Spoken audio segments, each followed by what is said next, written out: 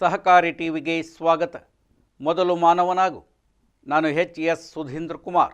ಮುಖ್ಯಾಂಶಗಳು: 2 ಸಹಕಾರಿ ಬ್ಯಾಂಕ್ಗಳ ಮೇಲಿನ ನಿರ್ಬಂಧ RBI ವಿಸ್ತರಣೆ.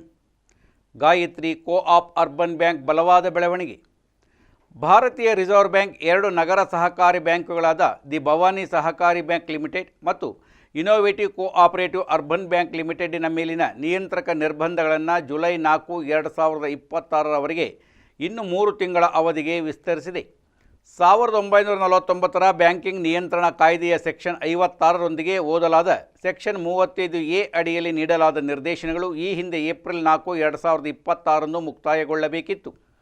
2 ಬ್ಯಾಂಕ್ಗಳನ್ನು ಮೊದಲು ಜುಲೈ 3, 2025ರಂದು 6 ತಿಂಗಳ ಕಾಲ RBI ನಿರ್ದೇಶನಗಳ ಅಡಿಯಲ್ಲಿ ಇರಿಸಲಾಯಿತು ಮತ್ತು ಅಂದಿನಿಂದ ಆವರ್ತಕ ವಿಸ್ತರಣೆಗಳ ಮೂಲಕ ನಿರಂತರ ನಿಯಂತ್ರಕ ಮೇಲ್ವಿಚಾರಣೆಯಲ್ಲಿವೆ.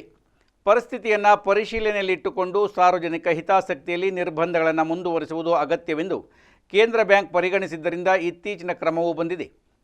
ವಿಸ್ತರಣೆಯನ್ನು ಬ್ಯಾಂಕುಗಳ ಆರ್ಥಿಕ ಸ್ಥಿತಿಯ ತೃಪ್ತಿಯ ಸಂಕೇತವೆಂದು ಅರ್ಥೈಸಬಾರದು ಎಂದು RBI ಸ್ಪಷ್ಟಪಡಿಸಿದೆ.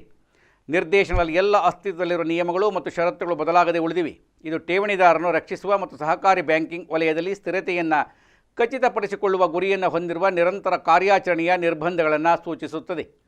ತೆಲಂಗಾಣ ಮೂಲದ ಗಾಯತ್ರಿ ಕೋಆಪರೇಟಿವ್ ಅರ್ಬನ್ ಬ್ಯಾಂಕ್ 2025-26ನೇ ಹಣಕಾಸು ವರ್ಷದಲ್ಲಿ ಪ್ರಭಾವಶಾಲಿ ಸರ್ವತೋಮುಖ ಕಾರ್ಯಕ್ಷಮತೆಯನ್ನು ವರದಿ ಮಾಡಿದೆ.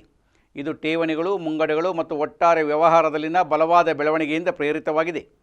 ಬ್ಯಾಂಕಿನ ಒಟ್ಟು ವ್ಯವಹಾರವು 34.95ರಷ್ಟು ಏರಿಕೆಯಾಗಿ 4,242 ಕೋಟಿ ರುಗಳಿಗೆ ತಲುಪಿದೆ.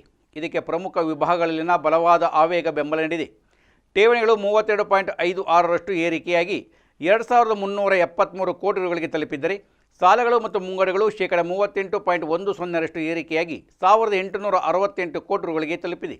ಇದು ನಿರಂತರ ಸಾಲ ಬೇಡಿಕೆ ಮತ್ತು ಸುಧಾರಿತ ಸಂಪರ್ಕವನ್ನು ಪ್ರತಿಬಿಂಬಿಸುತ್ತದೆ. ಬ್ಯಾಲೆನ್ಸ್ ಶೀಟ್ ಮುಂಭಾಗದಲ್ಲಿ ಷೇರು ಬಂಡವಾಳವು ಶೇಕಡ 33.63ರಷ್ಟು ಮತ್ತು ಮೀಸಲುಗಳು ಶೇಕಡ 23.22ರಷ್ಟು ಬೆಳೆದು ಬ್ಯಾಂಕಿನ ಆರ್ಥಿಕ ಬಲವನ್ನು ಬಲಪಡಿಸಿತು. CASA ಠೇವಣಿಗಳು ಆರೋಗ್ಯಕರ ಶೇಕಡ 22.65 ಬೆಳವಣಿಗೆಯನ್ನು ದಾಖಲಿಸಿವೆ. ಇದು ಕಡಿಮೆ ವೆಚ್ಚದ ನಿಧಿಗಳ ಸುಧಾರಿತ ಕ್ರೋಢೀಕರಣವನ್ನು ಸೂಚಿಸುತ್ತದೆ. ಆಸ್ತಿ ಗುಣಮಟ್ಟ ಗಮನಾರ್ಹವಾಗಿ ಸುಧಾರಿಸಿದೆ.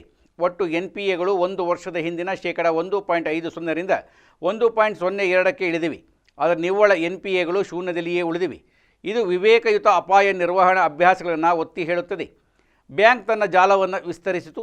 ಶಾಖೆಗಳು 62ರಿಂದ 86ಕ್ಕೆ ಏರಿತು. ಅದರ ಗ್ರಾಹಕರಲ್ಲಿಯೂ ಶೇಕಡ 15ಕ್ಕಿಂತ ಹೆಚ್ಚು ಬೆಳೆದು 9.11 ಲಕ್ಷಕ್ಕೆ ತಲುಪಿತು. ಆದಾಗ್ಯೂ ನಿವ್ವಳ ಲಾಭದ ಬೆಳವಣಿಗೆಯು ಶೇಕಡ 4.33ನಲ್ಲಿ ಮಾಧ್ಯಮವಾಗಿಯೇ ಇತ್ತು. ಇದು ಮಾಪನಾಂಕ ನಿರ್ಣಯಿಸಿದ ಮತ್ತು ಸುಸ್ಥಿರ ಬೆಳವಣಿಗೆಯ ವಿಧಾನವನ್ನು ಪ್ರತಿಬಿಂಬಿಸುತ್ತದೆ.